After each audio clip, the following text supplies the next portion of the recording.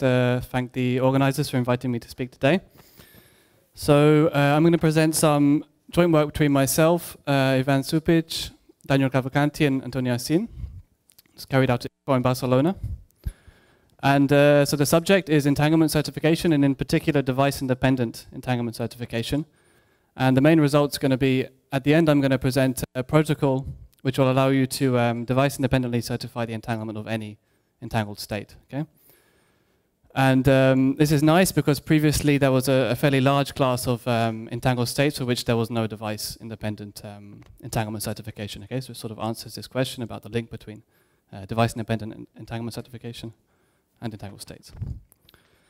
Okay, so yeah, what is the entanglement certification problem? So imagine I have some bipartite state rho AB, and I want to know whether this state is entangled. So is there a separable decomposition for this state? Okay, and the standard way to approach this is just to say, okay, I'm going to perform some tomography on my state. Okay, so I pick some tomographically complete set of measurements for Alice and for Bob.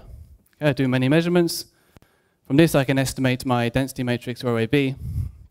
And then once I have that, I can use my favorite entanglement criterion to check whether it's entangled. Okay, so either I check PPT criterion or I look for some witness that will certify the entanglement of that state.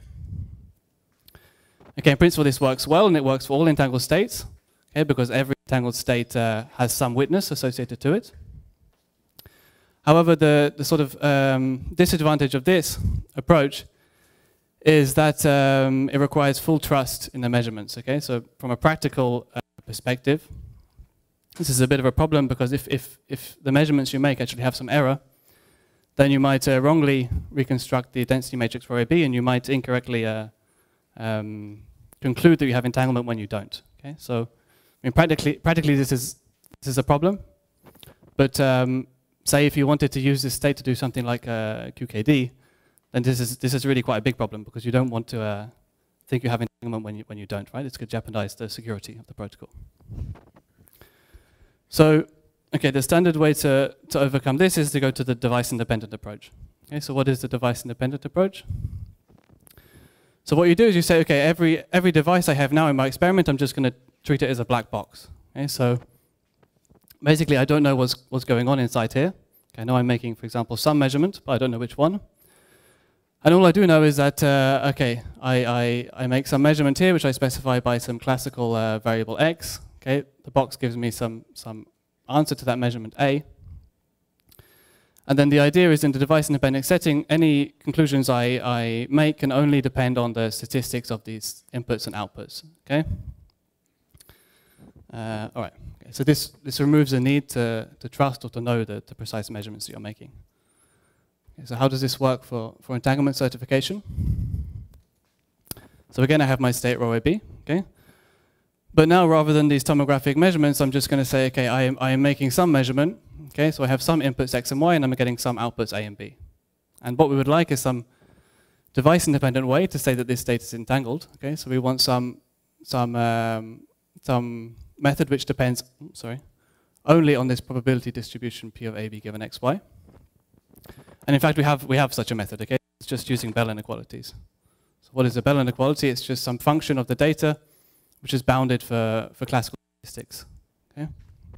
And importantly, what we know is that if you have a Bell inequality violation, then your statistics cannot be classical, and therefore your state must be entangled, okay? So a Bell inequality is just a sort of a device-independent way to witness entanglement. Okay, so that's nice, but how well does this work in practice? So, okay, we know that all pure states violate some Bell inequality. So if your state is pure, you can apply this method. You're not going to have any problems.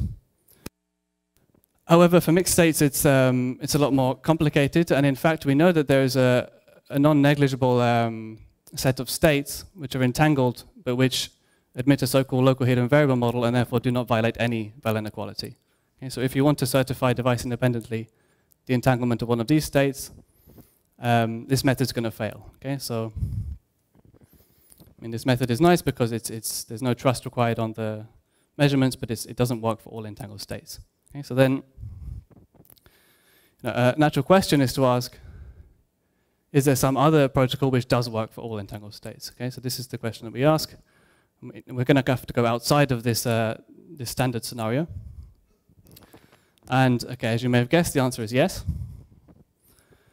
And so in the rest of the talk, I'm going to explain how we do this. Okay, so there's basically two ingredients we're going to need. The first is something called measurement device independent entanglement witnesses. And the second is some results from self-testing. Okay, so next I'm going to just talk a bit about these two things, and then by the end, I should present you the protocol, and it should be more or less clear how this works.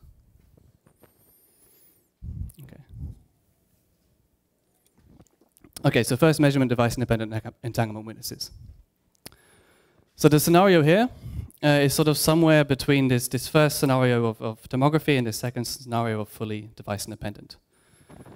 And the idea is, okay, again, you have your bipartite state, okay? Again, you assume these boxes are black boxes, okay? So you don't know what's going on inside here. But the difference with the standard scenario is here you don't have a classical input, but you have an input which is a quantum state, and it's a trusted quantum state, okay? So you make the assumption that you know you're inputting a particular quantum state into these boxes. And for the method to work, these states should be informationally complete in the local Hilbert space dimension, okay? So if this is a 2-qubit state, one choice which I'm going to use is just the eigenstates of the Pauli operators, okay? So you input one of these two things, 6 states, and you get some outcome here. Okay, I won't go into the detail of how these things work, but basically what happens is for any entangled state, you can find an entanglement witness, okay? So some Hermitian operator, which gives you positive for all separable states, but negative for the entangled state of interest. And okay, given that this is informationally complete, you can write this entanglement witness in this basis. Okay, so I have some expansion of this entanglement witness in this basis, and then the idea of these things is you can define an inequality now, which has the same properties as the entanglement witness. Okay, so you can define this property, this inequality over the probabilities. Okay, it's not so important how this looks, but you see it depends on this decomposition here.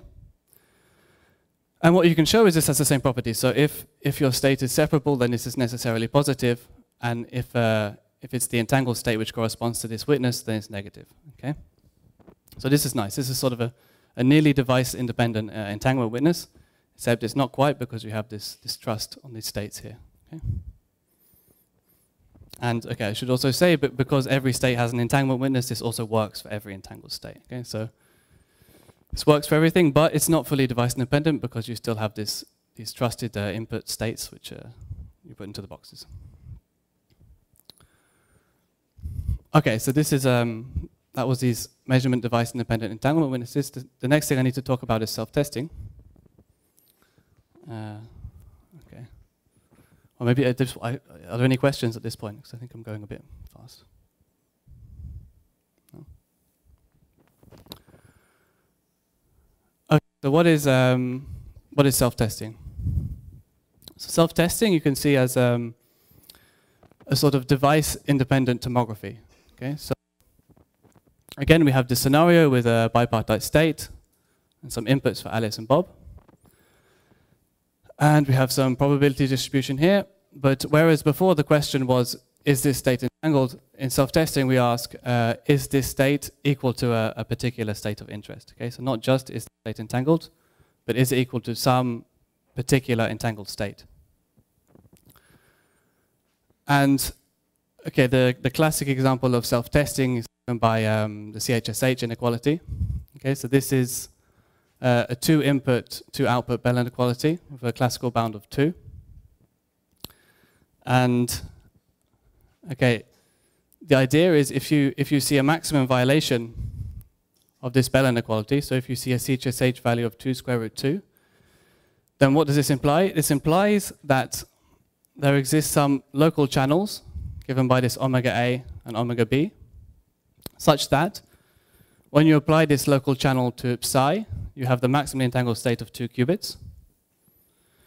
And on top of that, when you apply this state to Alice's observables acting on psi, then this is equivalent to having these anti-commuting sigma z and sigma x matrices on the same maximally entangled state. Okay? So effectively, what this says is if you see the maximum value of this Bell inequality, then the only way to achieve this is to have the maximally entangled state here, and it is to have anti-commuting measurements for Alice on that state. Okay?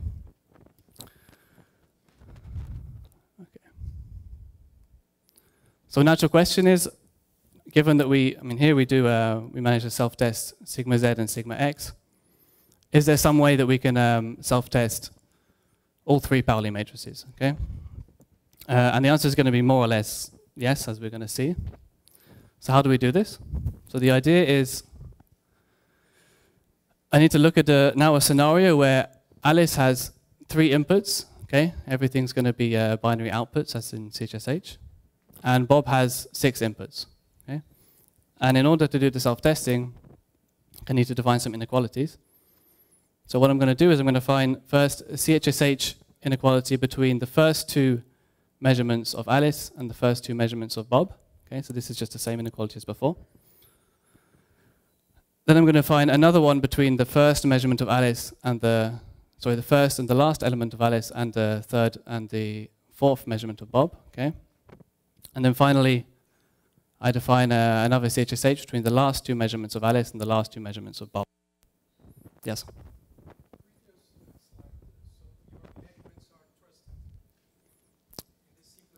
This one, which slide? This slide?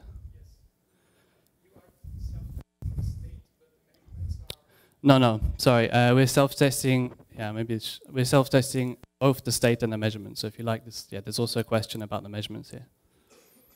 So the idea is, just from the observation of this maximal violation of the inequality, we not only certify that the state is this, we also certify the measurements. We don't assume anything about either the state or the measurements. Yeah. Okay, so how do we do this for X, Y, and Z? So the idea is basically, as we just saw, if we have a maximum violation of this inequality, we know that the first 2 measurements of Alice should be anti-commuting, so Z and X, right? But now we also have a CHSH between all possible pairs of Alice's measurements. So what that should imply is that these 3 should be mutually anti-commuting, which is given by the X, Y, and Z.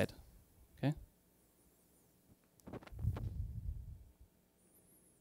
And so indeed that's the case. Okay? So if we observe a maximum CHSH for each of these inequalities, then this implies that Alice's measurements, well, it implies first that, again, the state must be the maximally entangled. And it implies that Alice's measurements should be mutually anti-commuting, okay? So I said we were going to self-test X, Y, and Z. In fact, there's a bit of a caveat here. The idea is, as I said, we expect the 3 measurements to be mutually anti-commuting, so it could be X, Y, and Z, but it could also be X minus Y and Z, okay, because these are also anti-commuting. And this is in principle a bit of a problem because these 2 possibilities are not related via a unitary operation, okay, they're actually related via transposition. So just from the data alone, we can't conclude whether it's X, Y, Z or X minus Y and Z, okay, but as we'll see in a bit for our protocol, this won't be a problem. Okay, so we basically have all the ingredients we need now to talk about the protocol. Okay, so we have these sort of generalization of the Bell scenario with quantum inputs, and we have this self-testing of these XYZ measurements and the maximum entangled state. Okay, so what is the basic idea now of the protocol? So, okay, remember again, we have this scenario with our quantum inputs. Okay, so here we're going to send one of these Pauli eigenstates into the box. So the first step is to notice that this is mathematically equivalent to the following scenario. So now what I'm going to do, instead of inputting these states into the box, I'm going to do some remote state preparation. Okay, so the idea is, what I do is I give Alice 1/2 of a maximally entangled state. Okay, I give Bob 1/2 of a maximally entangled state. And then I just make some measurements here of some Pauli measurements with some outputs, C and D, right? And then the idea is, of course, if, for example, I make the sigma x measurement and I get the outcome plus, then I know that I have essentially prepared the state plus in this box. Okay? So just by making these non-local measurements, I can effectively do this inputting of the quantum states, okay? And I can apply this same protocol here with no problem at all. Okay? So then, okay, what is the point? Where does the self-testing come in? So now, well, as we've just seen, we have a way to device independently test whether indeed I have these sorts of measurements, all right? So I have a device-independent way of checking that these are indeed the maximally entangled states, and indeed that these are the sigma Pauli matrices. Except at this point, you're probably thinking, okay, but isn't there a bit of a problem? Because what I wanted here was X, Y, and Z, and actually all I can really certify device-independently is X plus or minus Y and Z. Right? And yeah, the basic reason why this isn't a problem for our protocol is that actually, as I said, this flipping of the Y is related via a transposition. Okay, so if you take the transposition of Y, you look at minus Y, and what that means is effectively when you apply this to the measurement device independent entanglement witness protocol here, you put this transposition onto the entanglement witness. Okay, so by flipping Y here, this is mathematically equivalent to just working with a locally transposed entanglement witness. But actually, this operation of doing a local transposition doesn't affect the property that it's an entanglement witness. Okay, if you have W, then W transpose A is also an entanglement witness. So that basically means that even though we can't really certify whether this is plus or minus Y, we're never going to get a false positive because in the end we're still working with an entanglement witness. Okay, so this uncertainty isn't a problem. Okay. Okay, so what is the final protocol? So we have our 4 parties, okay, and then between each of these parties we have some state, okay, and again we're working in the device-independent scenario, so we don't assume that we know what these states are, just that there is some state. And okay, we have some inputs and some outputs, and in the end we want a criterion which only depends on this probability distribution. Okay? So in the protocol there's going to be 2 things that you have to check. The first is going to be the self-testing, so you're first going to look locally at these left and right states, and you will check that there's a maximum violation of these CHSH inequalities. Okay? And if you do that, then you have device independently tested that this must be the maximally entangled state, and here you must be performing matrices, the Pauli measurements, sorry. And once you have that, you can just apply you can basically just leverage the previous result on entanglement measurement device independent entanglement witnesses, and everything works as before. Okay? I mean, in principle, there's a bit of technicality here because you only prove this equivalence up to local channels and things like this, but in the end, you do a bit of work, and the thing works in the same way. Okay. Okay, so there was quite a bit I didn't talk about. Everything I presented here was just for qubits, but in principle you can do the same thing in higher dimensions. The only real technical challenge there is you need to prove, rather than just having the Pauli measurements, you want an informationally complete set in higher dimension, and one way to do that is just to do a parallel self-test of these measurements. Okay, so then you certify you have tensor products of these Pauli measurements, and then everything goes the same, but you just have to work in high dimension. And okay, another thing I didn't talk about was the noise robustness. So I mean, technically in this protocol here, I'm demanding that you have a maximal violation of these inequalities. But in principle, what we can show is in self-testing, you also have robust statements. So you say, if my violation is close to the maximal, then my state must be close to the desired one. And using these techniques, you can also prove that this protocol is robust. Okay, so if I have a bit of noise, I can still certify basically all entangled states. Okay. Maybe okay. I've got a bit more time, so I can mention one more thing. So actually, another thing here, which I didn't mention, is we have in a sense, a hidden assumption that somehow these states should be independent as well. Okay. So in principle, what you'd like to do is just to assume there is some global state and then make a statement about this one in the middle. But technically, we have some assumption about the fact that these three states should be prepared independently. Okay, this is sort of like the same assumption you have in bilocality, if you know about this. So okay, it's a bit technical, but if you're wondering, that's true. Okay. Okay, so some concluding remarks. So, well, one obvious question is, are there other protocols that we can apply this general method to? Okay, so basically, any time you have some input states that you have a device-dependent protocol with some input states, then you should be able to apply this method and sort of test device-independently that these really are the states, and promote that protocol to a device-independent one. Okay, so one question is, how general is this? And yeah, another question is this method useful for things like quantum key distribution or randomness?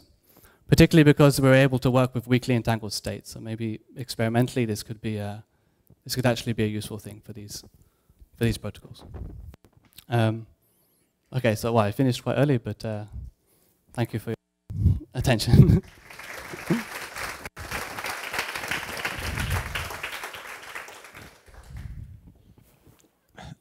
So we have time. We have time for questions.